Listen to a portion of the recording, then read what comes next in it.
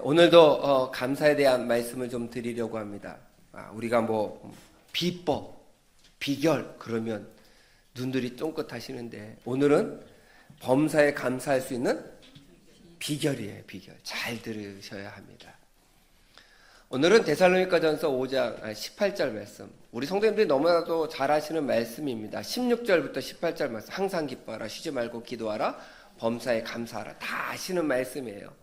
근데 오늘은 제가 18절만 범사에 감사하라. 어떻게 감사할 것인가? 저는 우리 성도님들께 꼭 드리고 싶은 말씀 가운데 여러 가지 말씀이 있지만 중요한 몇 가지 말씀을 좀 드리고 싶은데 그게 뭐냐면 우리가 기독교인으로 이 땅에서 살아가려면 뭔가 세상 사람들과 달라야 되잖아요. 제가 전에도 한번 그런 말씀을 드렸습니다. 우리가 무단횡단을 하면 안 되지만 무단횡단을 했어요. 안 믿는 사람하고 교회 다니는 사람하고 무단횡단을 똑같이 했습니다. 누가 더 욕먹어요? 왜요? 똑같이 잘못했는데. 그 이야기는 세상 사람들이 아직도 교회 다니는 사람은 세상 사람들하고 달라야 된다고 생각한다는 거예요. 요즘 교회 다니는 사람들 별거 없어. 막 욕하고 있지만 그럼에도 불구하고 똑같은 잘못을 저질렀을 때 교회 다니는 사람이 왜 그래? 라고 이야기하는 것은 아직도 그들 마음 가운데는 교회 다니는 사람들이 예수님 믿는다라고 하는 사람들은 이 세상 사람들하고 그래도 좀 달라야 되지 않아? 라고 하는 것을 이야기하는 거예요. 똑같이 나쁜 일이 생겼을 때 똑같이 이 세상 사람들하고 반응한다라고 그러면 우리가 예수 믿는 사람으로서 이 세상 사람과 구별될 것이 없다는 거예요. 오늘 성경 말씀에 범사에 감사하라 그랬어요. 이 범사라고 하는 것은요, 항상 그 앞에 나오는 말씀처럼 쉬지 말고 라고 하는 말씀과 똑같은 거예요. 그럼 우리 성도 여러분들 생각해 보세요. 24시간 감사만 하면서 살 수 있을까요? 참 어렵죠? 제가 다르게 표현해 볼게요. 내 삶 가운데 감사하는 시간이 많을까요? 불평하는 시간이 많을까요? 감불평하는 시간이 많아요. 감사도 아니고 불평하는 시간. 가만히 생각해 보면 감사하는 시간보다 침묵하는 시간이 더 많고요. 때로는 불평하는 시간이 훨씬 더 많을 때도 있다는 겁니다. 근데 오늘 하나님께서 범사에 감사하라 라고 말씀하셨어요. 오늘 이 18절 말씀 다시 한번 보여주시기 바랍니다. 우리 함께 다시 한번 봉독하겠습니다. 시작.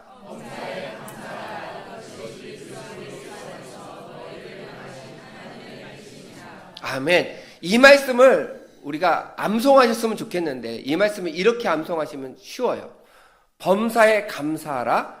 이것이 그리스도 안에 너희를 향하신, 이게 좀 어렵잖아요. 그러면 이 말씀을 정말 중요한 핵심은 뭐냐면 범사에 감사하라. 이것이 하나님의 뜻이다라는 거예요. 그러면 여기까지만 범사에 감사하라. 이것이 하나님의 뜻이니라. 시작. 범사에 감사하라. 이것이 하나님의 뜻이니라. 근데 그 사이에 그리스도 예수 안에서 너희를 향하신 이라고 하는 말이 들어간 거예요. 그럼 이 말씀의 핵심은 뭐냐면 범사에 감사하라고 하는 것은 하나님의 뜻이에요. 범사에 감사하라고 하는 것은 하나님의 뜻이에요. 이것을 전제로 하시고 오늘의 말씀을 들으셔야 돼요. 범사에 감사하는 것이 누구의 뜻이에요? 하나님의 뜻이에요. 하나님의 뜻이라고 하는 것은 교회 다니는 모든 사람들이, 예수님을 나의 구세주로 고백한 사람들이, 예수님을 믿는다라고 하는 사람들이 누구나 다 당연하게 따라야 되는 말씀, 지켜야 되는 말씀이에요. 그게 범사에 감사라는 거예요. 그러면 어떻게 범사에 감사할 수 있을까? 내가 감사를 24시간 하려고 애를 써보는데 안 되는 내 삶 가운데 어떻게 하면 범사에 감사할 수 있을까? 그 범사에 감사라고 하는 그 범사라고 하는 말에는요, 어떤 단어를 포함하고 있냐면 큰 일, 작은 일 모두 감사라는 거잖아요. 그렇잖아요? 근데 우리가 큰 일은 감사해요. 교통사고가 크게 났는데 내가 하나도 안 다쳤어요. 그러면 감사하지 말라고 해도 감사해요. 예, 별로 아멘이 안 나와요. 제가 다르게 표현해 볼게요. 로또 복권 1등이 당첨됐어요. 그럼 감사하지 말라고 해도 예, 이거는 좀 커지시네. 큰 일은 감사한단 말이에요. 그럼 작은 일은 감사를 안 하고 지나갈 때가 많아요. 작은 일에도 감사하셔야 돼요. 작은 일이라고 하는 게 큰 것이 아닙니다. 별거 아닌 거예요. 어느 목사님이 수채화 그림에 취미를 갖고 있고 재주가 있어서 그림을 잘 그리세요. 근데 그 교회가 부흥해가지고요, 저 시골에 수양관을 딱 지었는데 그 수양관 봉헌 예배에 예배를 드리기 전에 이 목사님이 생각하신 거예요. 아, 수양관에 내가 하나님께 드리고 싶은 게 뭐가 있을까? 그러다가 그림을 이쁘게 그려서 몇 달 동안 열심히 그려서 그 수양관 문을 탁 열고 들어가면 제일 눈에 딱 띄는 곳에 그 담임 목사님이 그린 수채화 그림이 탁 걸어놓은 거예요. 그러니까 몇 달 동안 그렸으니까 얼마나 정성되게 그리셨겠어요. 그래서 전교인들이 다 그 수양관에 가서 봉헌 예배를 드렸는데 예배가 끝나고 한 사람도 그 그림이 어떻다라는 얘기를 아무도 안 하는 거예요. 이 목사님이 어떠셨을까요? 네? 서운하시는 거예요. 서운이 많아지면 어떻게 돼요? 삐져요. 그 전까지 교인들이 사랑스러워졌는데 별로 이쁘지가 않은 거예요. 그래서 그날 마음이 많이 상하셨어요. 누가 한 사람이라도 그 그림에 대해서 얘기해 줄 줄 알았는데. 그래서 다음 주 그 교회에 가서 예배를 드리고 인사를 하는데 어떤 꼬마아이 하나가 목사님, 수양관에 가서 예배를 드릴 때 목사님이 그리신 그림 보고요, 참 멋있다라고 생각했어요. 목사님 감사해요. 초등학생 된 아이가 유일하게 1000명이 넘는 교회 교인들 중에 아무도 얘기를 안 하는데 그 꼬마 아이 하나가 목사님께 감사하다고 표현을 딱 하는 거예요. 그 순간에 이 목사님은요, 서운한 거고 뭐고 하나도 없어졌어요. 이 누가? 초등학생 하나가 감사하다라고 하는 그 말 한마디에. 그래서 그 말을 듣는데 그 전까지는 다 교인들이 별로였는데 그 말을 듣고 나서 또 달라지는 거예요. 그리고 나서 그 아이한테 야 고맙다, 야 너가 내 그림을 그렇게 이쁘게 봐줘서 참 고맙구나. 말로만 하니까 안 되겠다는 거예요. 그래서 지갑을 꺼내가지고 10,000원짜리를 꺼내가지고 그 아이에게 딱 줘서 너 아이스크림 사 먹어. 그리고 아이에게 탁 줬어요. 이 아이는 감사하다고 말 한마디 해서 뭐까지 생겼어요? 용돈까지 생겼어요. 이게 이 아이의 이야기만 아니라는 거예요. 우리의 삶 가운데 자그만 일에 한번 감사해 보세요. 별것 아닌 거지만 자그만 일에 감사해 보세요. 전에 아버지 학교를 제가 하면서 숙제를 내주셨는데 숙제가 뭐냐면 아내가 사랑스러운 이유 10가지를 적어오라고 그래도 힘든데 20가지를 적어오래요. 이제 남자분들 오늘 집에 가서 한번 써보세요. 아내가 사랑스러운 이유 20가지를 한번 써보세요. 한 3가지는 잘 썼는데 넷째부터 고민이 되는 거예요. 이제 써야 되잖아요, 숙제를. 그래서 10가지 넘어가니까요 도저히 쓸 게 없는 것 같아요. 20가지 써오라니까 쓰는데 어느 날 몇 개를 못 쓰고 있는데 아내가 집에 있을 거야? 그럼 물어보더라고요. 그랬더니 나 장 보고 올게. 왜? 그랬더니 저녁 반찬이 없어서. 그래가지고 장바구니를 들고 시장 가는 뒷모습이 사랑스러워 보이더라고요. 그래서 잽싸게 적었어요. 장 보러 가는 뒷모습이 사랑스럽다. 우리 남자분들 한번 대답해 보세요. 장 보러 가는 아내의 뒷모습이 사랑스럽죠?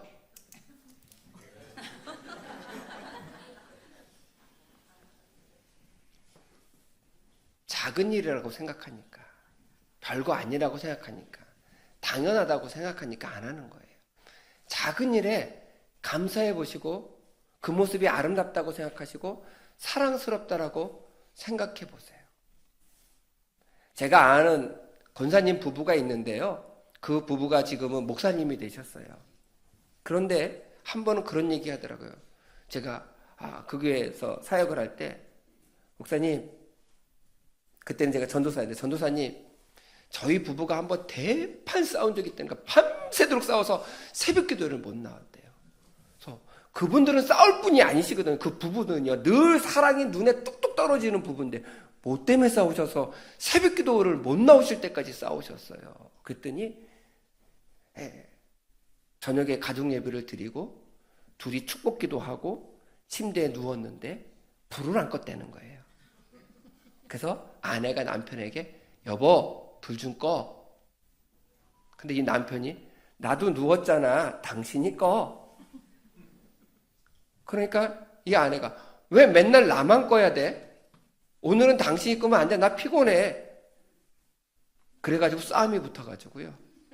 밤새도록 불을 안 끄고 침대에 누워서 싸우다가 새벽까지 샜다는 거예요. 큰 거 가지고 싸웠어요? 작은 거 가지고. 만약에 우리가 성도 여러분들 그런 경우 많이 하시잖아요. 침대에 딱 누웠으면 손 하나도 까딱하기 싫잖아요. 저도 가끔 그럴 때 있거든요. 소파에 앉아가지고 TV를 보고 있는데 목이 말라요. 일어나기는 귀찮고 그러면 눈치를 보입니다. 누가 일어나기만 학수고대를 하잖아요. 그러다가 누가 딱 일어났어요. 저희 아들이 일어났어요. 그리고 터벅터벅 걸어가면 그 뒷모습을 향해서 뭐라고 얘기해요? 물 한 잔만 떠줘. 그런데 만약에 저희 아이가 그러지는 않겠지만 아빠가 떠서 드세요 라고 하면 얼마나 서운하겠어요. 근데 아무 소리 안 하고 그 물을 떠서 갖다 주면 우리 성도 여러분들 당연해요, 감사해요? 감사하죠. 감사하다고 표현하십니까? 아니 감사하다며요. 표현해야 된다는 거예요. 작은 일에 감사할 수 있는 성도가 될 때 범사에 감사하는 거예요. 큰 일은 누구나 다 감사해요. 작은 일에 하나님께서 범사에 감사하라 이것이 하나님의 뜻이니라 말씀하셨기 때문에 범사에 감사하려면 자그마한 일에 제가 우리 성도님들께 여러 번 말씀드리잖아요. 옆에 있는 사람들을 보면서 사랑합니다. 주님의 이름으로 사랑합니다. 인사하셨습니다. 내 옆에 앉아줘서 감사해요. 그런 마음으로 고백하는 거예요. 내 뒤에 앉아주셔서 감사해요. 나 인사라고 할 때마다 얼마나 어색한데 나의 옆에 앉아있는 분은 늘 어색하지 않게 나에게 밝은 얼굴로 주님의 이름으로 사랑합니다. 인사해줘서 얼마나 감사한지 몰라. 아유, 권사님이 내 옆에 앉아서 너무 감사해. 이렇게 자그만 일이지만 감사할 수 있는 성도가 될 때 우리는 범사에 감사하는 자가 될 수 있다는 거예요. 그래서 작은 일에 감사할 수 있는 그런 성도가 되시기를 간절히 부탁드립니다. 두 번째는 당연한 일을 감사하시기 바라요. 당연한 것. 우리 따라하세요. 당연한 것에 감사하자. 제가 어느 날 새벽 기도를 하고 집으로 이렇게 돌아가는데 해가 딱 뜨는 거예요. 일출이 너무 멋있는 거예요. 야, 하늘이 이쁘다. 오늘도 해가 뜨네. 그 기분 좋게 집으로 들어갔어요. 근데 만약에 그 해가 안 뜬다라고 한다면 우리 성도 여러분들은 어떨까요? 낮 12시가 됐는데 해가 안 떠요. 깜깜한 거예요.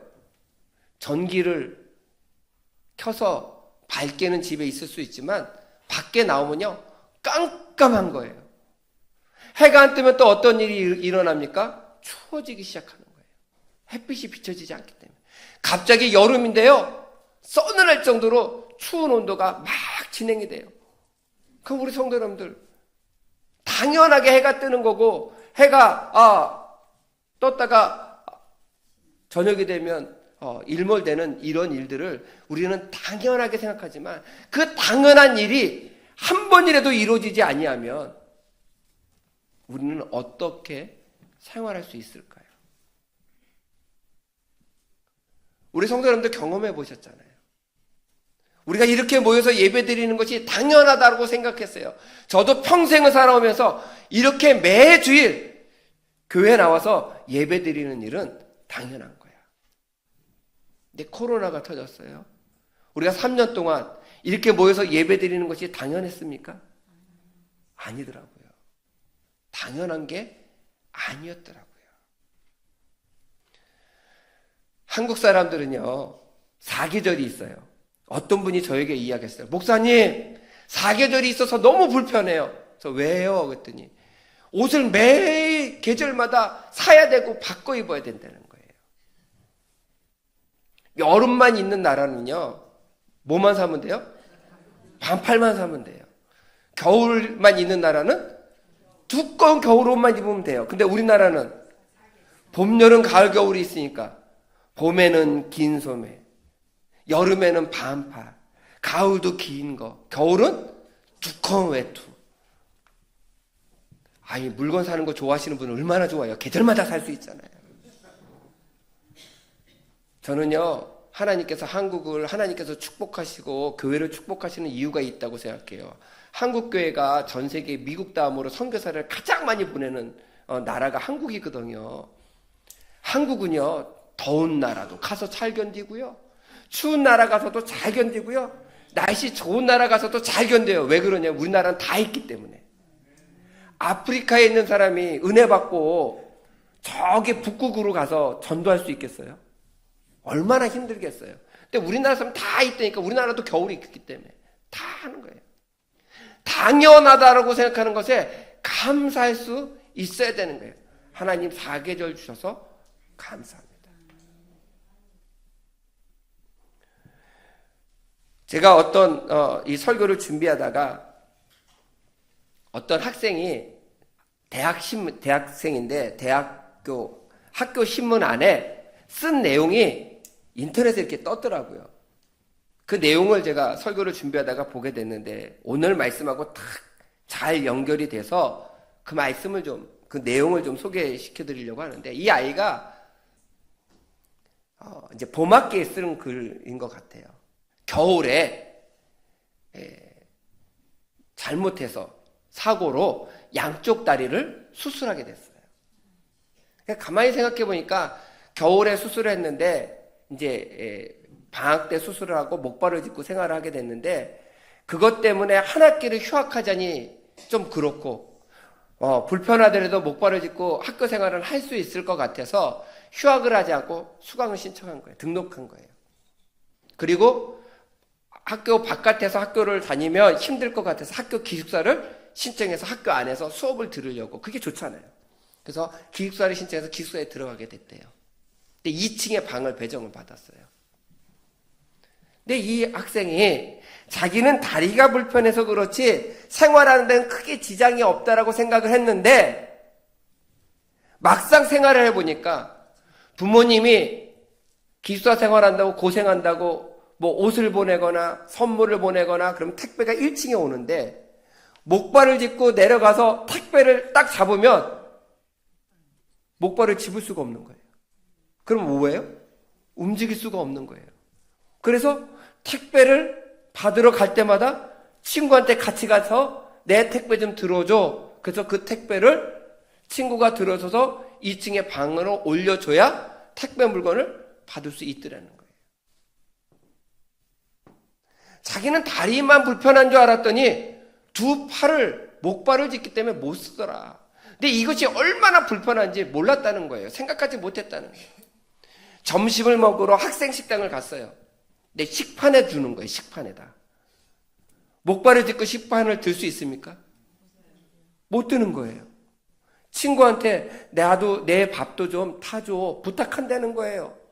그러면 우리 학생 식당에 뭐 이렇게 건네주는 데 있지만 자율배식 하는 데도 많잖아요. 자율배식을 하는데 내가 저 반찬은 더 먹고 싶은데 친구한테 매번 부탁하기가 미안하니까 친구가 떠주는 대로 먹는 거예요.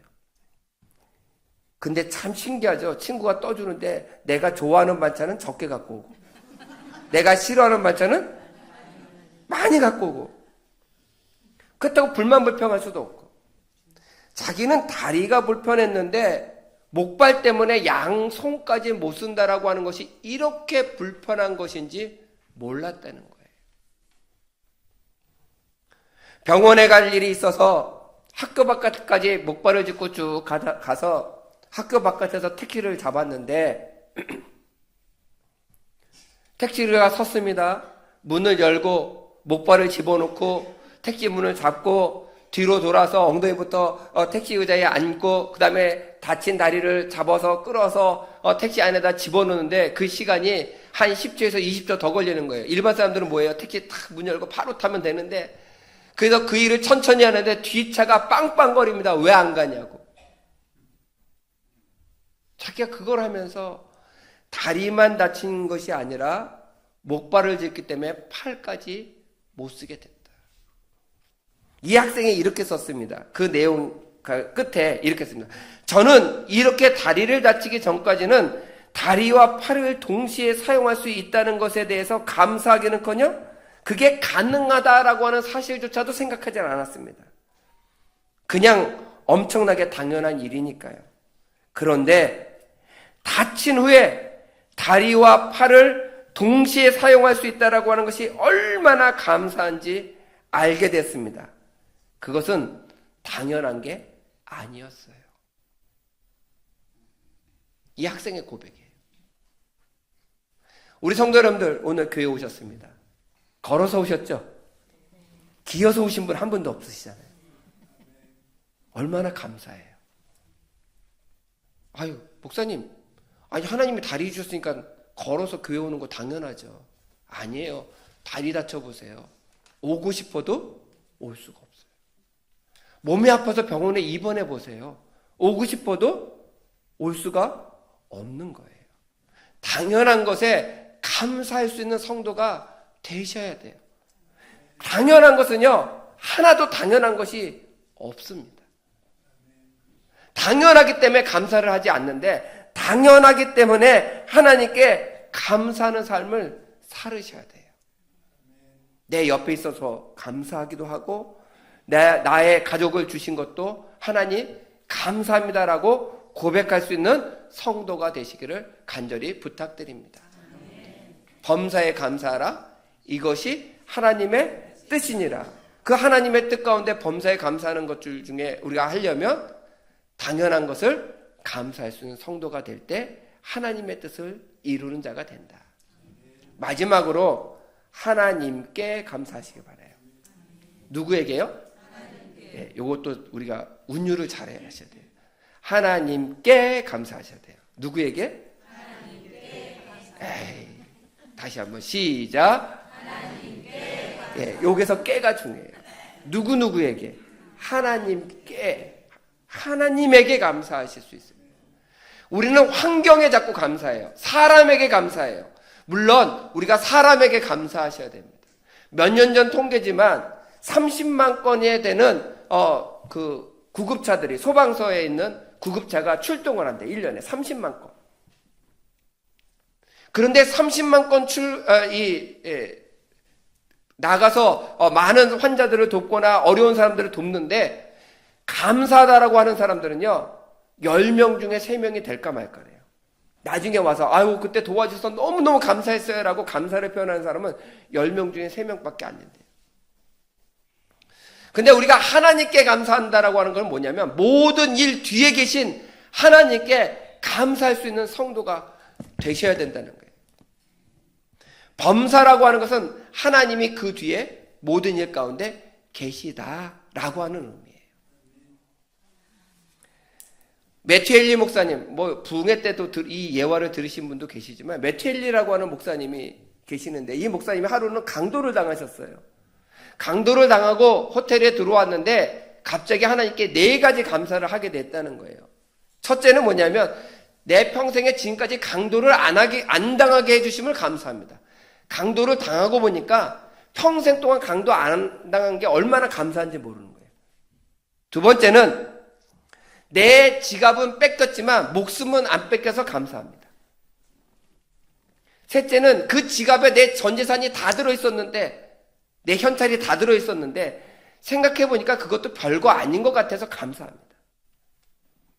마지막으로 이 목사님이 감사한 건 뭐냐면 강도를 당하게 해주셔서 감사합니다. 왜냐하면 나는 강도를 하지 않았기 때문에. 그러니까 강도를 하는 사람이 아니라 강도를 당하게 하는 사람이 되게 해주셔서 감사되는 거예요. 얼마나 이게 쉽지 않은 감사예요.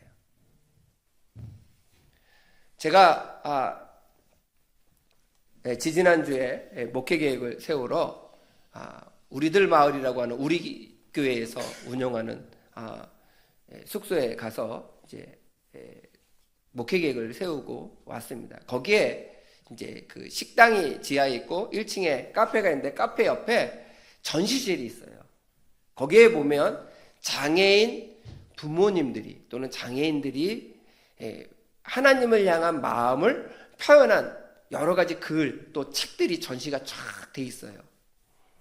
제가 그 글들, 짤막짤막한 글들, 그 책의 내용을 좀 보면서 많은 은혜가 있었는데, 제가 몇 년 전에 어떤 장애인 부모가 썼던 글을 보고 굉장히 은혜가 됐던 적이 있습니다. 그 책의 내용은 뭐냐면, 결혼을 하고 아이를 출산했는데 심한 장애, 스스로 자기 몸도 가누지 못할 심한 장애를 가진 아이를 출산하게 됐어요. 이 아이를 키우면서 얼마나 힘든지 하나님께 나와서 맨날 울면서 기도하는 거예요. 하나님, 왜 내가 무슨 죄를 졌기에 이런 아이를 나에게 보내셔서 이렇게 고통스럽게 나를 만드십니까?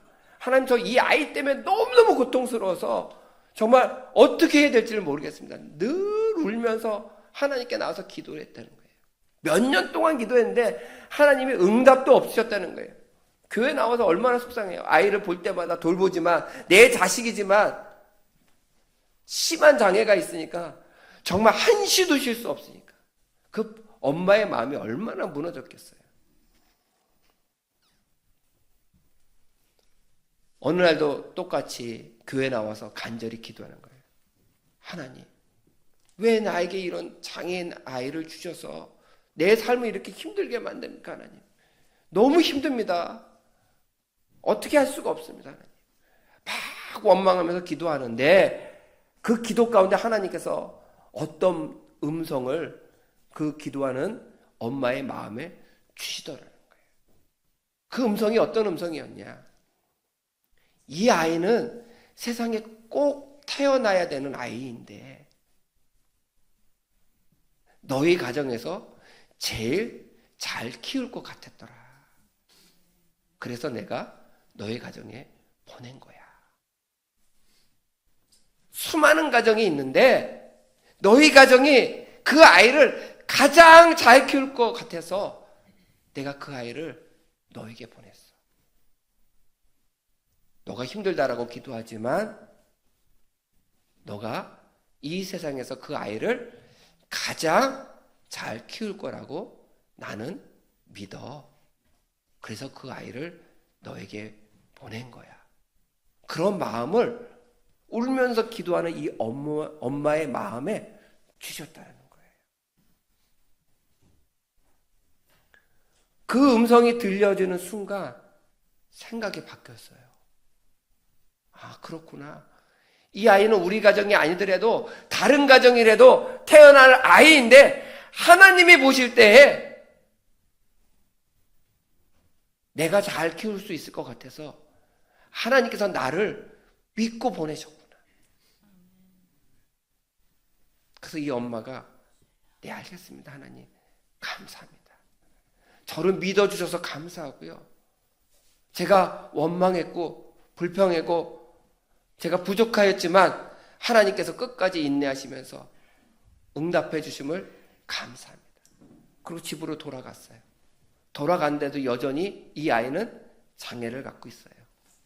근데 누구의 마음이 바뀌었어요? 엄마의 마음이 바뀐 거예요. 그 전까지는 그 아이만 보면 한숨이 나왔습니다. 이 아이를 어떻게 키우나? 이 엄마들이, 장애인 엄마들이요, 가장 많이 하는 기도가 뭔지 아십니까? 하나님, 이 아이가 저보다 먼저 천국 가게 해주세요. 제가 먼저 천국 가면 이 아이를 키울 수 있는 사람이 없습니다. 그게 장애인 부모들이 가장 많이 하는 기도의 기도 제목 중에 하나라고 하더라고요. 얼마나 마음 아파. 그때부터 그 아이가 이 엄마의 마음 가운데 사랑스러워지기 시작한 거예요. 그래, 내가 이 아이를 잘 키워보리라. 그리고 이 아이가 자기 몸도 못 가누는데 아이에게 그래도 자기가 밥은 먹을 수 있게 내가 가르쳐야 되겠다. 열심히 팔을 주물르고 마사지하고 숟가락을 쥐어주고 손가락 꼬여있는 것도 풀어주고 주물르고 하면서 숟가락을 손가락 사이에 끼는 연습을 시킵니다. 그 아이가 자세하게 설명합니다. 1년을 설명해도 잘 되지도 않습니다. 그런데 어느 날 이 아이가 숟가락을 향해서 손을 뻗더니 손가락 사이에다가 숟가락을 다 끼는 거예요. 그거를 보는데 그 엄마의 마음이 얼마나 행복하겠어요. 하나님 감사합니다. 하나님께 감사할 수 있게 된 거예요. 그 아이가 어느 날부터 숟가락으로 밥을 뜨기 시작했어요. 국을 뜨기 시작했습니다. 입에 들어가는 것은 그 뜬 거에 한 10분의 1도 안 되고 90%는 다 흘립니다. 그래도 이 엄마는 감사한 거예요. 숟가락을 들 수 있다라고 하는 것만으로도. 우리가 범사에 감사하는 거는요, 모든 일 뒤에 함께 하시는 하나님께 감사하셔야 돼요. 나에게 작은 일이든 큰 일이든 당연한 일이든 감사하는 것은 당연한 것이고요. 나에게 나쁜 일이 있을지라도 그 뒤에 계신 하나님께서 반드시 이 나쁜 일을 통해서 더 좋은 은혜를 나에게 주실 것을 믿습니다. 그런 믿음으로 하나님을 바라보시고 하나님께 감사하셔요. 그러면 범사에 감사할 수 있는 성도가 되시는 거예요. 범사라고 하는 말이요, 우리가 항상 쉬지 말고 감사하라 라고 하는 말씀을 들을 때는 어렵습니다. 안 될 것 같고 불가능한 말씀 같습니다. 하나님께서는 성경에 불가능한 것을 말씀하시지 않는다는 거예요. 그러면 우리 또한 범사에 감사할 수 있는 성도가 될 수 있습니다. 저는 우리 새샘의 성도님들이 이 세상 사람들과 다른 모습을 가지셨으면 좋겠어요. 어떠한 상황 가운데서도 하나님께 감사할 수 있는 성도가 되시기를 간절히 부탁을 드립니다. 여러분들의 가정에 가서 자그마한 일에 감사하고 당연한 것에 감사하고 하나님께 감사해 보세요. 저런 남편을 주신 하나님께 감사해 보세요. 저런 아내를 주신 하나님께. 그러면요, 저런 남편, 저런 아내가 뭐가 돼요? 나에게 귀중한 남편, 귀중한 아내가 되는 거예요. 나에게 저런 자녀를 주신 하나님께 감사하다 보면 그 자녀가 귀중한 자녀가 되는 거예요. 이런 부모, 저런 부모, 그러나 감사해 보세요. 그러면 그런 부모님을 주신 하나님께 감사할 수 있는 거예요. 그런 감사가 여러분들 삶 가운데 일어나시기를 간절히 부탁드립니다. 특별히 여러분들의 가정에 돌아가셔서 자그마한 일에 감사하시고요, 당연한 일에 감사하시고요, 그 뒤에 계신 하나님께 감사할 때 범사에 감사하라. 이것이 하나님의 뜻이니라. 그리스도 예수 안에서 너희를 향하신 하나님의 뜻이니라. 이 말씀이 그대로 이루어질 줄 믿습니다. 그런 은혜들이 있으시기를 주님의 이름으로 간절히 축원드립니다.